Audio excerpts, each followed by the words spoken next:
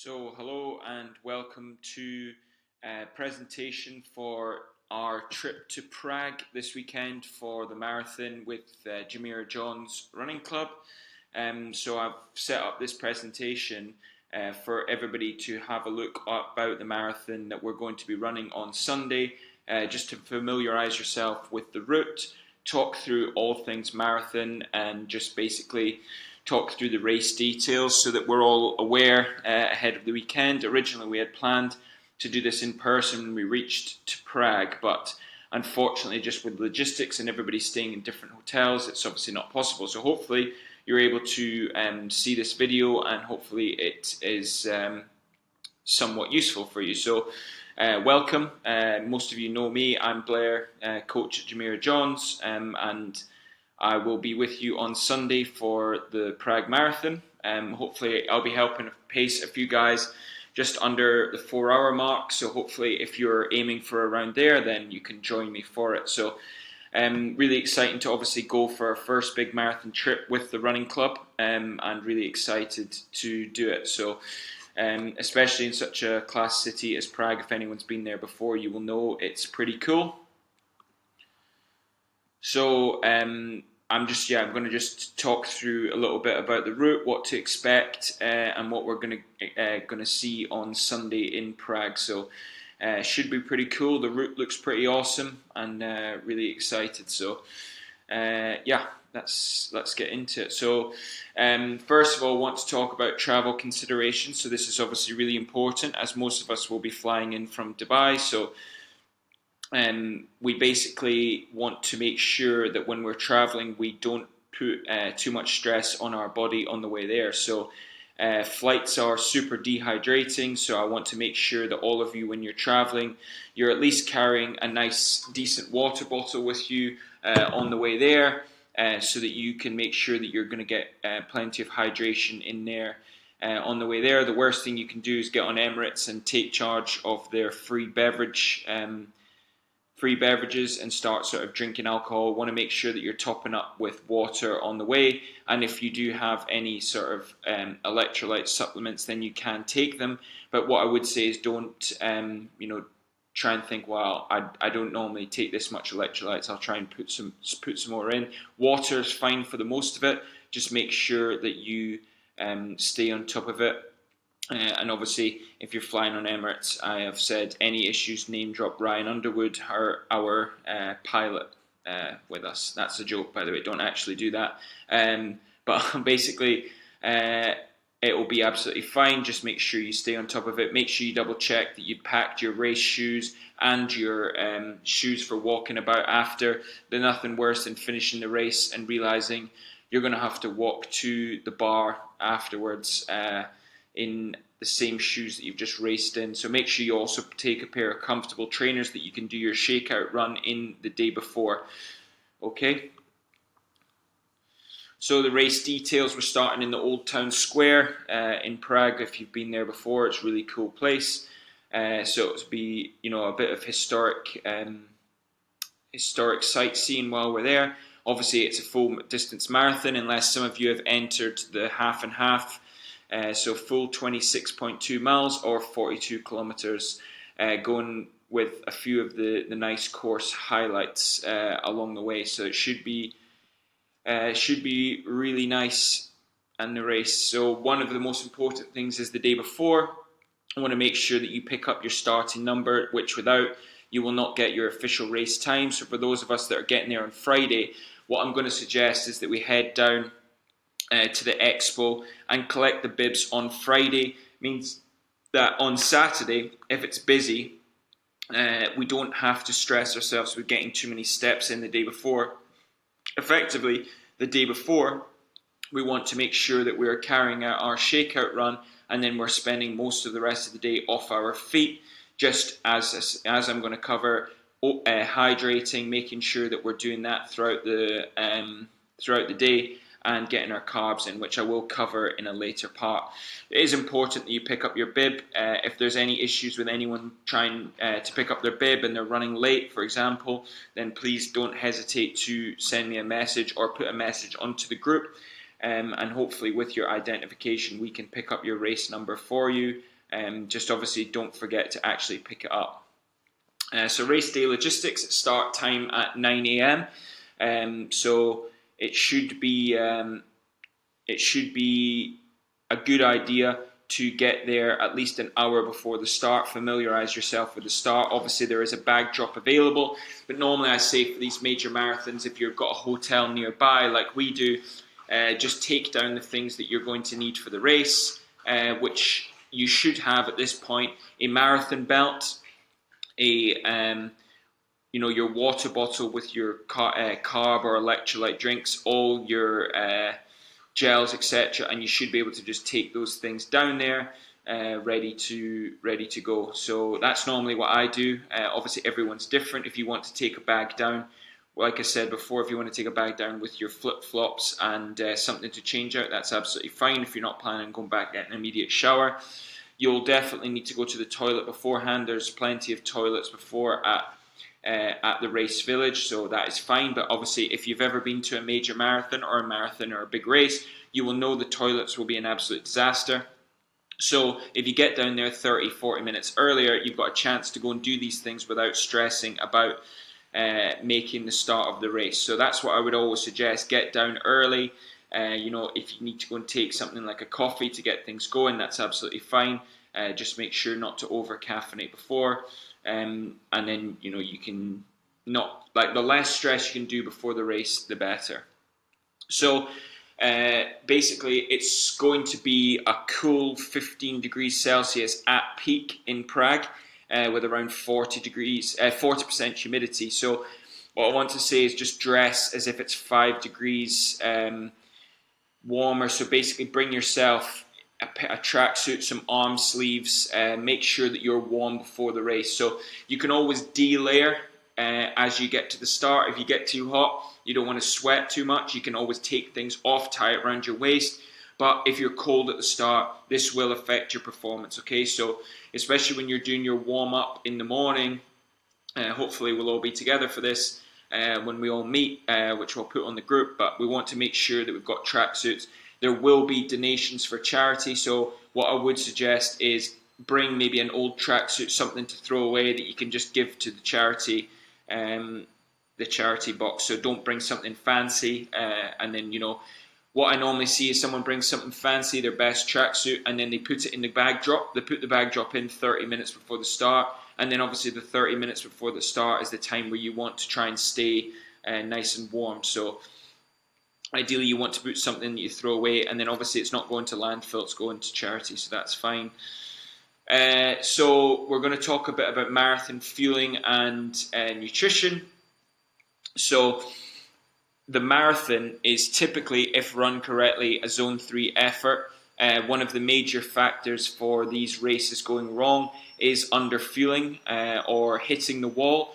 But if you follow these marathon fueling strategies correctly, I promise you will not hit the wall. So marathon fueling, it can have up to 5% effect on your overall time. So this is why it's so important to nail this. Obviously, if you've been coached by me this full time, you'll know the importance that I put on fueling throughout the marathon. So we want to make sure that our carb or glycogen stores are fully topped up throughout the day.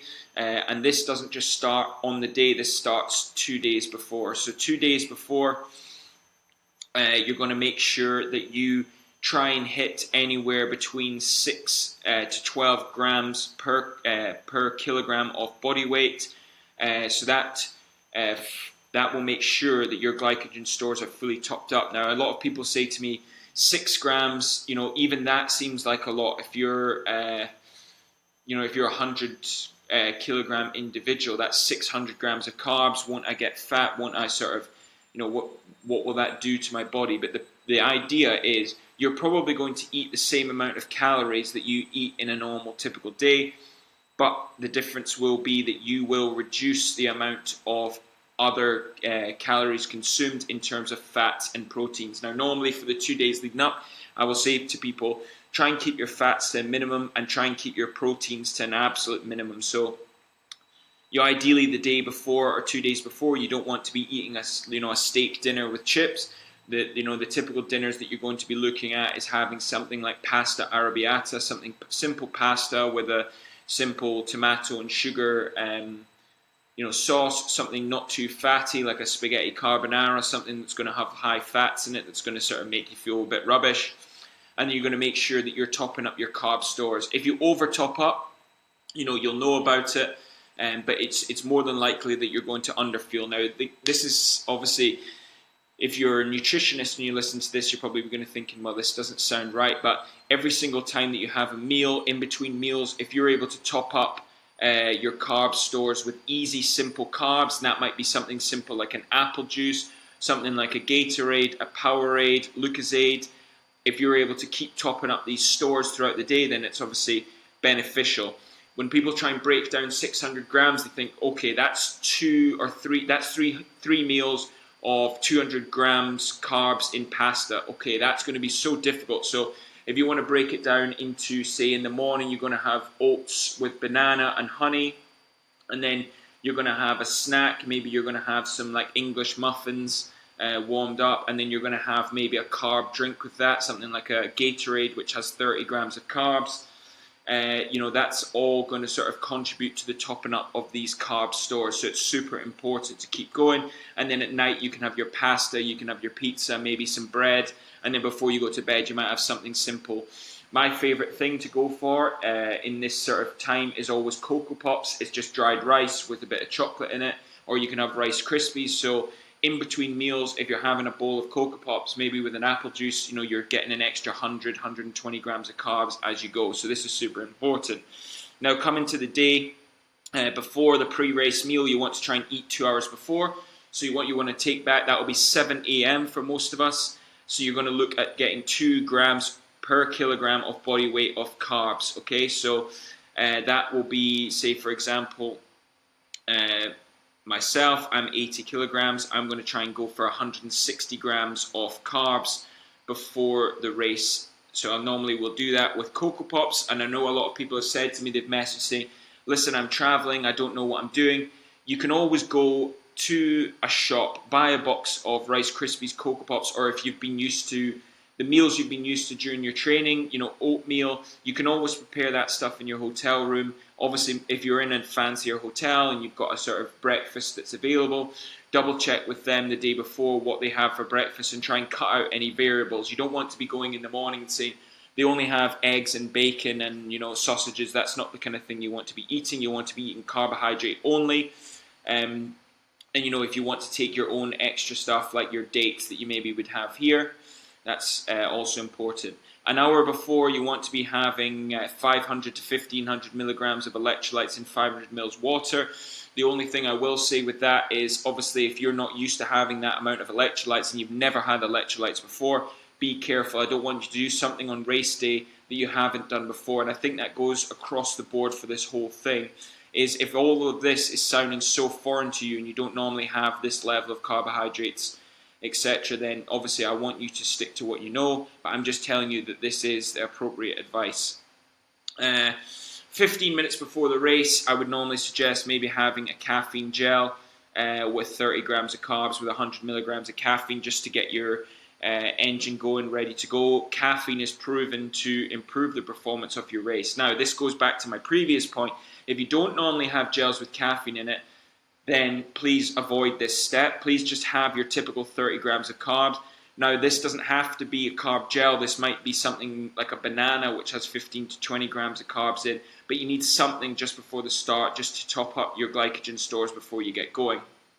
Okay, so during, you want to aim, I've got a note here, anywhere 30 to 60 grams of carbs per hour. Now, I know myself, personally, I train in the marathon up to 100 grams of carbs per hour, which means that I take 3 30-gram gels every hour. So every 20 minutes, I take a 30-gram gel, and then I also top up with a carb drink with my electrolytes in it to take myself up to the 100. Now, you're probably thinking that might be a lot for you. That's absolutely fine. Hopefully you've been training with at least 30 to 60 grams. Now, honestly, 30 grams is on the complete low end. You will probably find yourself when you get to 30K in a sort of state of bonking, like I said before. and you will probably hit the wall. The more you're able to fuel from the start, the better chance you have to sort of prevent that happening. Cramps, hitting the wall, these things are not because of tiredness or leg fatigue. 9 times out of 10, these are due to inefficient race fueling, okay? So I want to make sure that you're on top of it. Now, what I normally do to make sure that I don't make this mistake, I have an alarm on my watch, and the guys who are pacing me with 4 hours, you'll hear it every 20 minutes. This will buzz, and that means that I know I need to take on carbs, regardless if I'm feeling good, if I'm feeling bad. I need to take these on, try and get them on board. Okay, maybe I'm not able to take a full 30-gram gel because my stomach's feeling sore. This has happened to me in races before. So what will I do? I'll take a small bit. 10 minutes later, I'll take a small bit. 10 minutes later, I'll take a small bit. Try and break it down. If you try and put the full thing down, sometimes it doesn't go down well. So I want you to think about trying to sort of break it down into little bits. There's no reason you can't have like half a gel. Put it into your pocket, have half a gel. If you're pacing with someone, they can hold it for you, you can hold it for you. If you're using these type of gels here, the goo type, you will need to hydrate with water. So please be mindful of the fueling stations. You might need to grab a drink of water as you go through. If you're using something more isotonic, maybe like a Morton or an SIS gel, then you don't have to take it with water. However, between 50 and 250 mils liquid every 20 minutes. Now, if you've been training in Dubai, you will have been taking in more water than this, okay? So you will probably have been doing 500 to 750 milliliters liquid.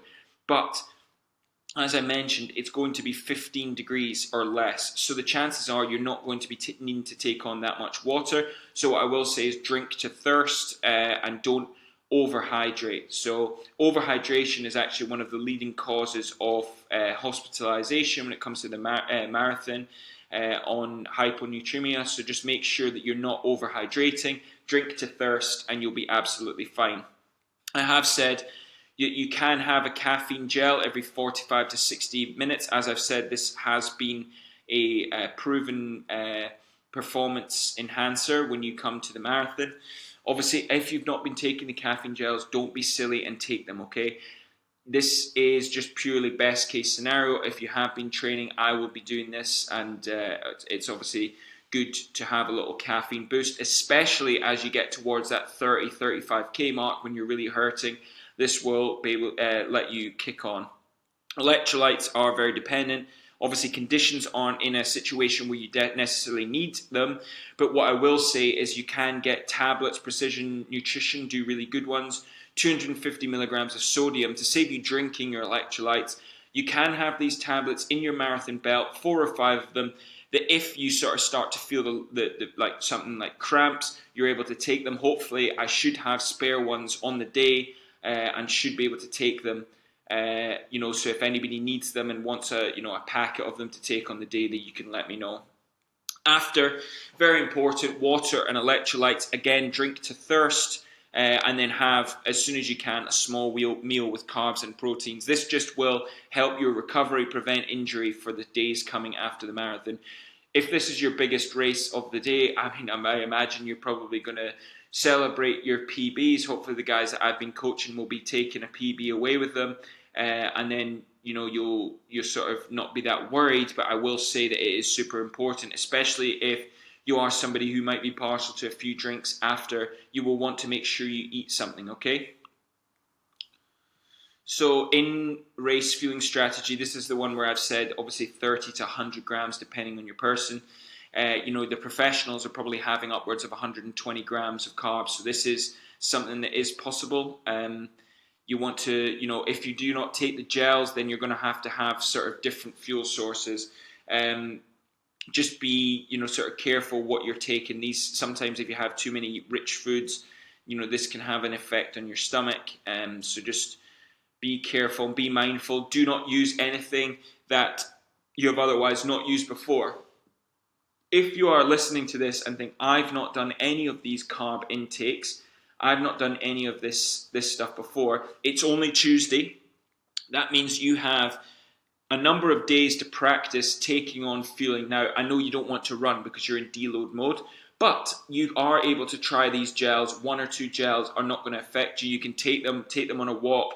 Make sure that you're sorted. You will be doing a shakeout run on Saturday, so you can be able to take them then. Don't go onto the date and just leave it and just close your eyes and sort of blindly hope that all's going to go well. Make sure that you practice these things, okay? As I said, race day conditions, 15 degrees, 40% humidity. Dress as if it's cold in the morning, and then you're able to de-layer. If you have things like arm sleeves or something like a long sleeve t-shirt, these things you're able to take off and de-layer and put into your marathon belt, so that if you do get cold, you're able to put them back on. You're not going to need a woolly hat or anything, but it's important to make sure that you're dressed for the appropriate weather. Post-race recovery, obviously, I've said make sure to get a meal in. This is obviously not that important for our performance on the day, but afterwards you want to make sure that you recover well. So race route, you've probably checked the race route. You can't probably see that well, but you can see it is a nice course and not a typical out and back that we're used to with a few 90-degree turns. If any of you have been to Prague before, you will know that there is lots of cobblestone streets. So 10% of the marathon course is cobblestone streets, especially in the old time area. So it can be difficult for runners now. If you've ever run on cobblestone streets, if you guys are wearing carbon plated shoes, there is a chance that this will have an effect on your feet. So I've obviously said you can train on uneven surfaces, etc. There's nothing you can do at the minute about that. I mean, the training's already done, so there's nothing you can do. What I will say is just obviously be careful, be mindful of what's in front of you, and don't assume just the runner in front of you is going to check for any obstacles or bad footing. If you roll your ankle in the first 5K, you're going to have a bad race. So just be careful with what you're doing.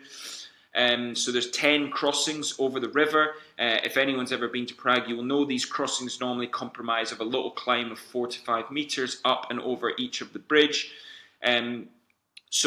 Here's my advice for the uphills and the bridge. You will probably end up losing time on the bridge, but what I will say is do not try and push on the bridges on the way up. Relax your shoulders, run easy on the way up, and the 1-2 seconds that you lose on the way up, you'll be able to get it back easier on the flat, rather than trying to, at the start, thinking, I'm going to go for a 3-hour pace, I need to sit, 3-hour 30 pace, I need to sit at 5 minutes a K. Even if your pace drops back to 5:15 a K for 5-10 seconds, that will not matter. Just take it easy if you're going over the bridges, okay?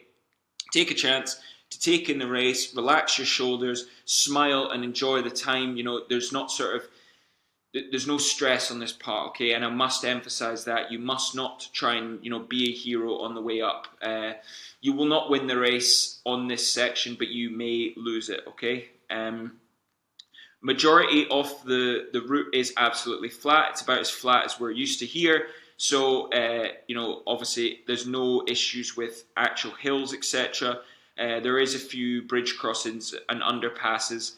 There will be some elevation, okay, maybe more than we get on Kite Beach, but that's just something we've got to take into our stride. If you need to reduce the pace and run to feel, then that's absolutely fine. Do so. Make sure that you're just not going too hard. Overall, it'll be a great race. There are toilet and drink stops every 5K. If you are starting to feel the effects of the heat, okay, this is a tip that I've always used and always utilize in hot races here.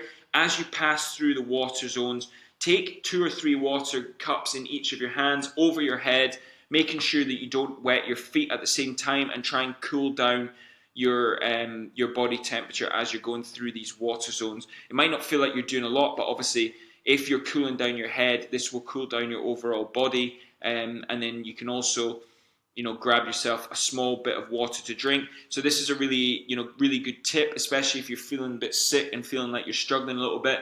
If you get some cold water or sugary drink, electrolyte drink as you go through, put it, swish it in your mouth, spit it out. Even if you're not able to ingest it, it's actually been proven that this is able to give a positive effect on your marathon, on half marathons as well. Maybe you don't get the full nutrition, but you're able to get the feeling of the sugary beverage in your mouth, and then when you're able to start ingesting things again, that hopefully your stomach starts to come back. You're able to sort of kick on from there. Okay. Final considerations. So obviously, historic route. We're all there together. We're all there to have a good time. Some of us have got really bold time aims. That's a given that we want to get them, especially if we train super hard. The marathon is a very, very difficult distance to do, and if any of you watch London Marathon on the weekend, you will know that even the professionals who train professionally give everything to it. Sometimes maybe they aim for 2 hours and 10 minutes, maybe they get 2 hours 18 minutes, maybe they don't have the best day. But what they'll always say is, I enjoyed the process of my training, and I also want to remind everyone of that the process of the marathon is obviously the training that you've done to get there, to sort of afford your body the ability to do the race. So no matter what performance and what time you get out at the end of the day, you should be proud of your performance. And I'm proud of all of you for getting there, especially first-time marathoners. It's massive. Well done for actually getting there. If it doesn't go well, if it does go well, congratulations. I'll be the first to say well done. I'll be absolutely buzzing for you. So just obviously be happy you're there. Be happy, we're all healthy and happy enough to make it to Prague and have a great time with our friends. So that will be, excellent. Hydrate well during the flight. I've said that before. Eat familiar foods. If it's on the flight, they're giving you chicken and rice. Okay, if you don't want that, prepare your own meal at home. Take it. Eat something in the airport that you're used to. Something like a pasta. Don't leave things down to chance. Okay.